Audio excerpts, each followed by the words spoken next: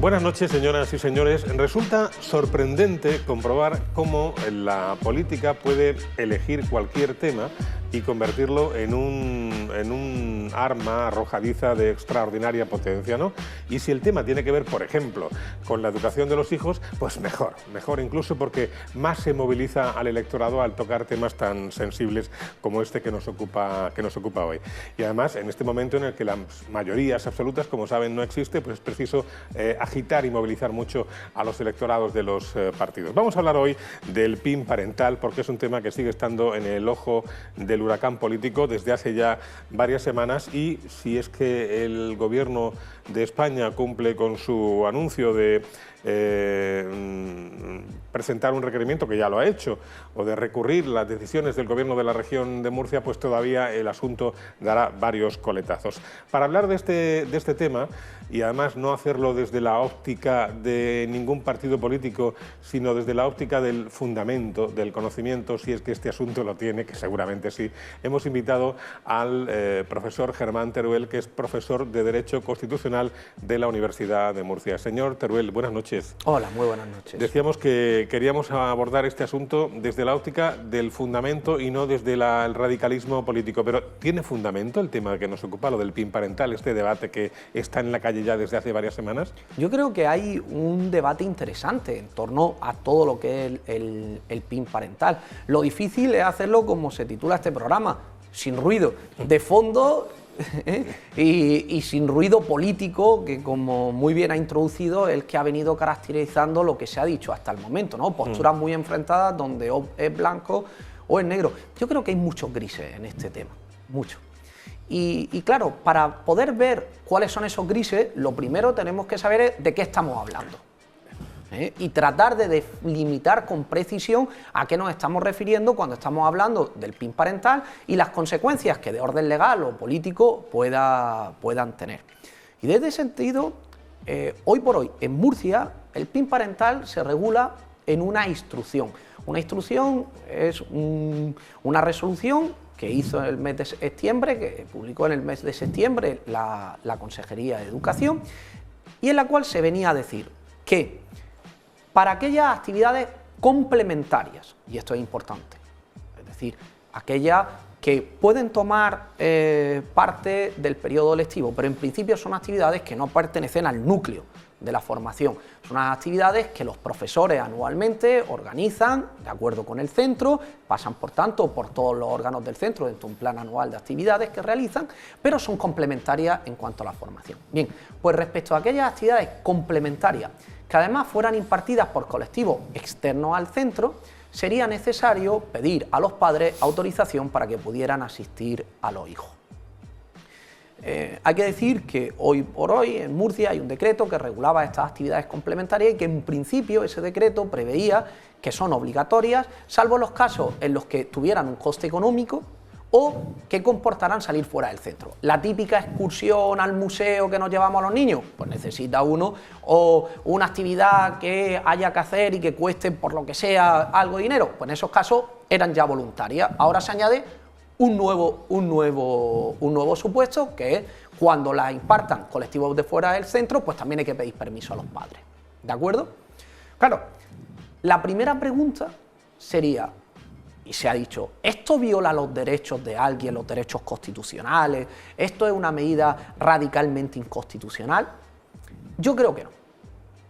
Y yo creo que no, porque aquí no estamos ante un supuesto de una objeción de conciencia en sentido fuerte. Este no es el mismo problema que se planteó con educación a la ciudadanía. Educación a la ciudadanía era una materia que el legislador había creído que tenía que impartirse y que una serie de padres dijeron que por sus convicciones ideológicas, morales, etcétera, no querían que su hijo la impartiera. Pero ahí había una materia nuclear que había sido prevista por el legislador.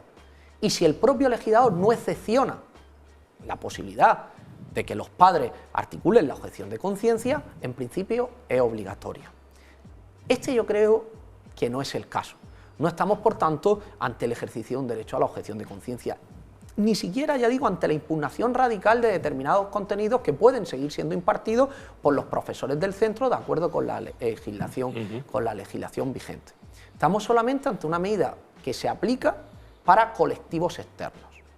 No creo por ello que sea un debate constitucional que esté cerrado, porque aquí hay una idea importante, y es que cuando decimos que algo es inconstitucional, lo que estamos diciendo es que lo estamos sustrayendo del debate político, de las mayorías contingentes.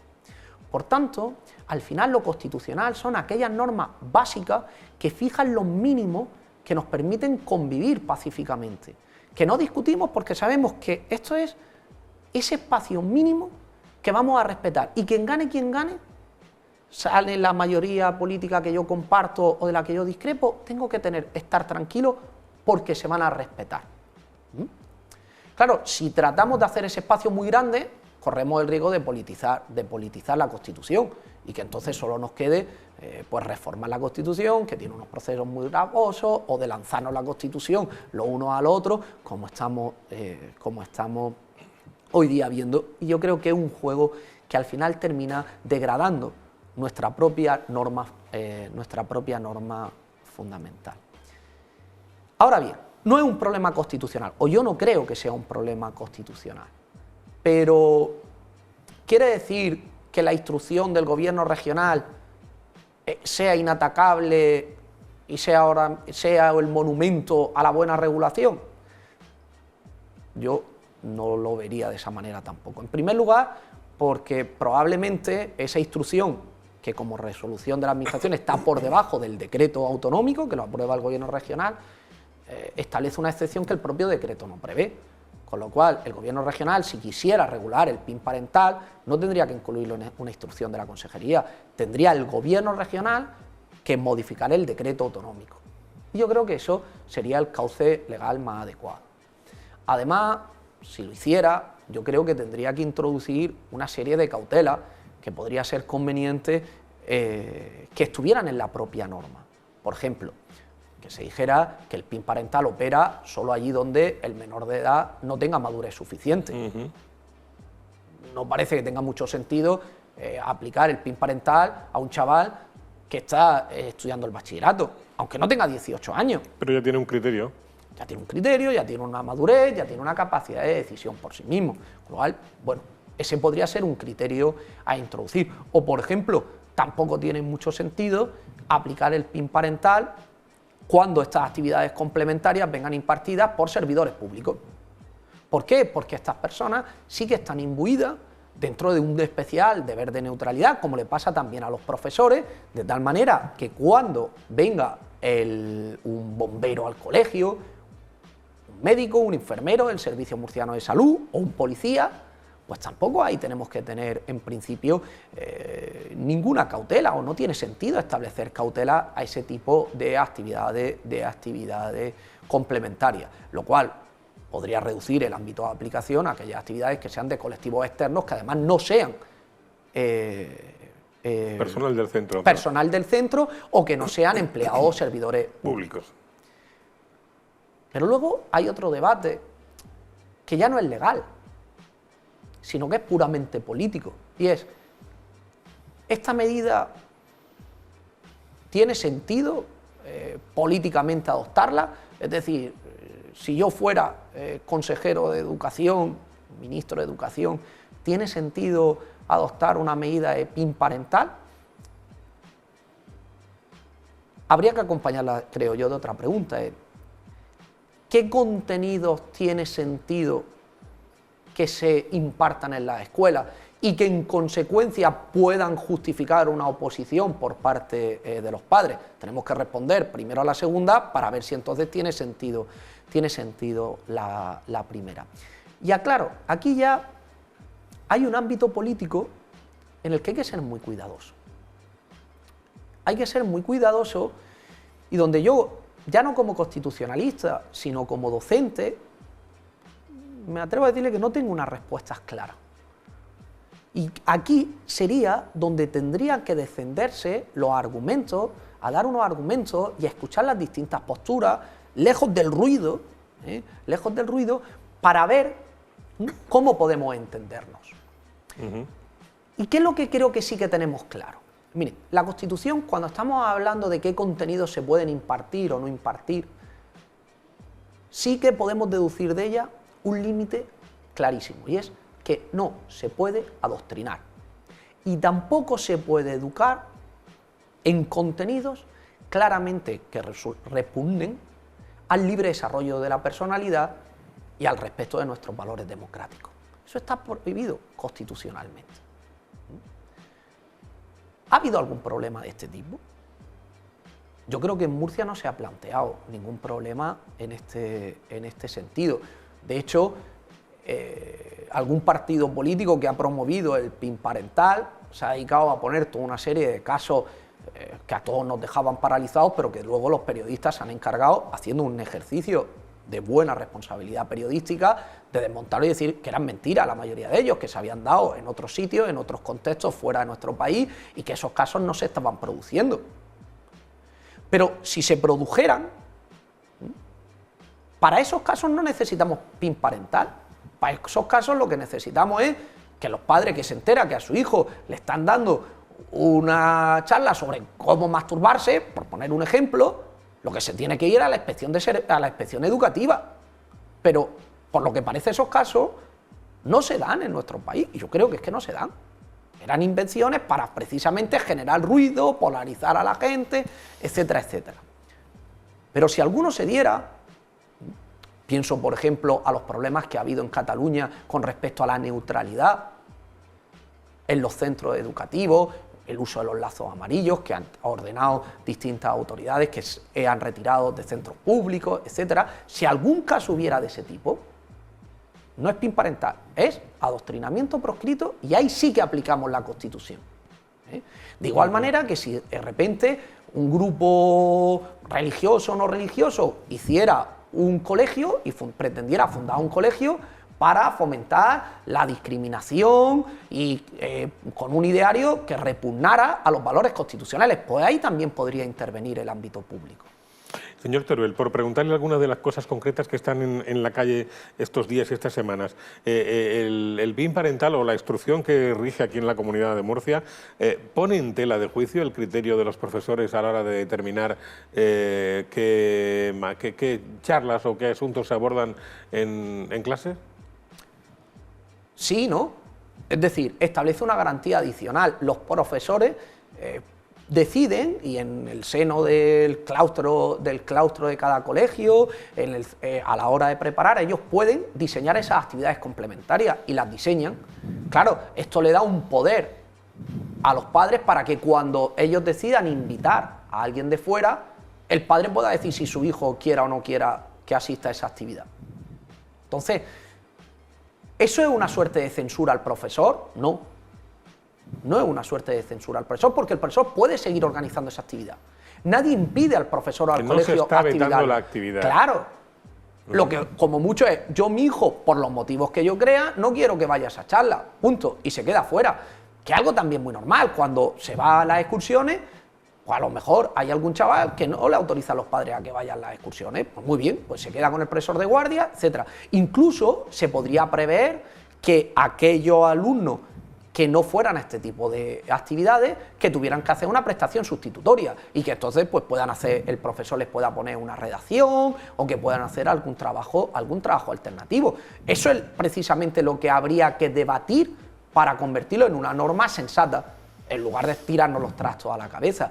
Por eso yo no creo que sea un desacreditar a los profesores por desacreditarlos o que los deje totalmente descubiertos. No, ellos siguen siendo libres de planear qué actividades quieren o no quieren hacer, aunque en determinados casos pueda darse esa participación a los padres. Claro, eso lo que pasa es que nos lleva a otro debate, hablando de libertad, ¿no? Porque ¿qué debemos entender por libertad? ¿La que tienen los padres para determinar o para elegir los contenidos extra que le imparten a sus hijos en el colegio? ¿O la libertad que tienen los alumnos para acceder a toda la información sin que sean censurados, no me gusta emplear la palabra, o vetados por sus padres? ¿La libertad de quién en este caso? Claro. El primer problema es, ¿tienen los alumnos en el momento madurez suficiente para tomar sus propias decisiones? Ahí ya estamos teniendo un criterio para discernir o no. ¿Por qué? Claro. Porque si no estamos contraponiendo el interés de los padres al interés del centro, digamos, o al interés del profesor de desarrollar una determinada... Pero precisamente este tipo de debate, por eso cae tan mal el polarizarlo. ¿Por qué? porque no tenemos que tratar de sacrificar ni a uno ni a otro, sino de equilibrarlo. El debate constitucional sobre el artículo 27, que es el que regula las libertades educativas en un sentido muy amplio, es un ejemplo de cómo se trataron de equilibrar las distintas visiones, el interés del padre, de los centros, del Estado para educar conforme a unos valores democráticos, etcétera, etcétera. Eso exige un debate muy, muy sereno. Y si lo que vamos es al todo o nada, es decir, o a mi postura a la otra, a sacrificar la mía por la otra, mal acabamos. Nos pasa mucho cuando estamos en juego con derechos fundamentales. Porque al final ninguna libertad es absoluta, toda tiene límites, unos límites que se tienen que justificar en otros intereses o valores constitucionales. Por ejemplo, yo soy un gran defensor de la libertad de expresión, pero ¿qué ocurre? La libertad de expresión no puede justificar un derecho al insulto, y si con mi libertad de expresión lesiono el honor de otra persona, pues a lo mejor tengo que reconocer un límite. Pues esto ocurre aquí también. Es precisamente el poder político, el legislador en primera instancia o el gobierno autonómico en la medida que tenga competencia, el que tiene que ver cómo equilibrar estas posturas para tratar de que ninguna venga sacrificada. Y aquí normalmente el debate más importante es hasta dónde tenemos que estirar los contenidos que se enseñan en los colegios, en las escuelas, y en ese sentido sí llegan a ámbitos, es decir, si los estiramos tanto como para acercarlos a ámbitos en los que pueda estar en juego la sensibilidad religiosa o moral de los padres, sí tiene entonces sentido que demos y cómo participación a los mismos. Porque hay un sector, hay un ámbito en el que en principio no tenemos que tener ninguna duda, que no cabe ninguna suerte de objeción de conciencia ni de participación de los padres a la hora de oponerse, que en todo aquello que son las materias científicas consolidadas, estudiar historia, estudiar matemática, estudiar biología. Eso nadie lo pone en cuestión. Y si alguien lo pone en cuestión, siempre es posible llevar los temas en la argumentación al absurdo, ¿no? Es decir, no es que la familia que crea que la Tierra no es redonda puede... No, mire usted, aquí hay unos mínimos científicos que tenemos muy claro cuáles son y que estos se pueden impartir en la escuela, sobre los cuales no cabe objetar. Luego el Tribunal Supremo nos dijo, ¿qué ocurre con los valores constitucionales? La propia Constitución lo dice, libre desarrollo, la educación tiene que orientarse para el libre desarrollo de la personalidad de manera respetuosa con los derechos y valores constitucionales. Muy bien, pues se pueden inculcar valores constitucionales en la escuela. Y nos decía el Tribunal Supremo en la sentencia sobre la educación para la ciudadanía, se puede ser hasta proselitista. Un profesor puede, y diría yo, debe explicar, allí donde tenga las materias que correspondan, qué es mejor, el principio de igualdad a otros principios. ¿Qué es mejor? El pluralismo a la uniformidad ideológica. Un profesor puede, he perdido la expresión, favorecer de alguna forma los valores constitucionales. Exactamente, puede hacer proselitismo de esos valores constitucionales, puede tomar postura a favor de esos valores constitucionales, porque constituyen ese mínimo que socialmente hemos dicho que no vamos a discutir, que estamos todos de acuerdo que son nuestros valores de convivencia, aquellos necesarios para poder precisamente convivir pacíficamente, convivir democráticamente, y por eso podemos inculcarlo haciendo proselitismo de ello. Ahora bien, podemos ir un paso más allá. Y nos decía el Supremo, ¿puede también enseñarse en la escuela ámbitos plurales en los que hay distintas formas de ver, con distintas convicciones sociales, individuales, que incluso ya sí se acercan al ámbito moral, en el que cada uno puede elegir sus caminos? Sí, también se puede. Por ejemplo, la familia. ¿Puede un profesor explicar que hay distintas formas de concebir la familia en nuestra sociedad? Sí. Una familia basada en el matrimonio sacramental, una familia basada en un matrimonio civil, familias monoparentales, homosexuales, heterosexuales, con hijos adoptivos, con hijos naturales. Hay una gran variedad, fruto precisamente de cantación de ese pluralismo que nuestra Constitución reconoce como valor superior. Ahora bien, en un centro público, ¿puede un profesor tomar partido a favor de uno u otro? No. En un centro religioso, o en un centro concertado, o en un centro, imagínense, laico, que defienda una determinada concepción ideológica. Eso ya estamos hablando de otra cosa. ¿De acuerdo?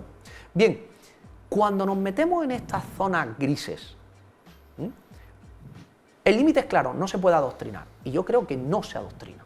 Y eso es un problema que hoy día no hay. Y conviene decirlo porque además ahí sí que se ha hecho un flaco favor a los profesores cuando algunos han lanzado esos mensajes haciendo parecer que se podían estar haciendo en la aula determinadas barrabasadas que luego era falso que se hicieran. Hay que decir, nuestros profesores no adoctrinan. Y además, si alguno lo hiciera, se queda fuera. Nosotros tenemos casos. ¿Ha habido algún juez en nuestro país, precisamente en Murcia, que en su día estuvo obstaculizando adopciones a matrimonios, a parejas homosexuales por sus convicciones? Sí, ¿dónde está? Condenado. Punto. Entonces, eso no ocurre en nuestro país. Y si ocurre, es algo patológico con el que hay remedio. Ahora bien, en esa zona gris, puede ser interesante que, teniendo claro que no hay una mala praxis de los profesores, pero que los padres, como sabemos y reconocemos que es algo sensible, puedan tener una voz cualificada, sobre todo cuando además no es ni siquiera el profesor el que va a dar esa charla. A mí no me parece un disparate, no me parece un disparate. Si lo tomaría o no como medida, no lo tengo ni mucho menos claro. Creo que tengo que escuchar todavía muchas posiciones para formarme un juicio al respecto. Pero polarizarnos en esto y tirarnos los trastos, al final, supone, por un lado, no ser capaces de afrontar con rigor un debate que me parece que es interesante y, sobre todo, quedarnos en algo que al final es el chocolate del loro, porque esto es el chocolate del loro de la enseñanza, y no ponernos todos a remar conjuntamente por los que son los verdaderos problemas que tiene la educación en nuestro país. Y por tener un pacto por la educación largamente deseado en este país y que no hay forma de alcanzarlo nunca. Y una derivada que ha habido de este debate es otra pregunta que a mí siempre me ha hecho mucha gracia desde que la vengo oyendo. ¿Los hijos son propiedad de los padres, señor Teruel? Los hijos no son propiedad de nadie. Y de hecho, cada vez más la doctrina constitucional lo que ha venido apuntando es que, aun cuando no tengan 18 años, en la medida que ya vayan demostrando madurez suficiente, ellos tienen que tomar sus propias decisiones. Eso quiere decir que los hijos, que los padres, igual que el Estado, no puedan tener un interés en cómo van formándose esos niños. Por supuesto, lo tiene el Estado. Este debate se va teniendo desde la época clásica, es decir, ahí están los escritos de Platón y Aristóteles sobre cómo tenía que ser la educación y hasta qué punto la educación tenía que estar en manos del Estado, en manos de la comunidad o en manos de los padres. O sea, es que este debate es antiquísimo. Reitero, pues yo creo que el 27 de nuestra Constitución nos daba un buen equilibrio, ni de uno ni de otro. Que el Estado fije unos contenidos, que además nos ponga que hay determinadas cuestiones de las que hay que preocuparse, que formemos a personas que sean auténticamente, que tengan espíritu crítico de verdad. Pero para eso lo primero es que tienen que saber leer y escribir bien, saber mucha filosofía, mucha historia, que les da perspectiva. Y luego les enseñamos también toda una serie de principios que, por supuesto, por ejemplo, ahora la Facultad de Derecho, y en particular mi departamento, estamos trabajando en un proyecto que me parece precioso, que es la Olimpiada Constitucional. Estamos llevando la Constitución a los colegios. Bueno, pues tal y como está ahora, algún padre me puede poner el PIN parental a cuando vaya yo al colegio a las charlas. Llevamos ya varios años dándola.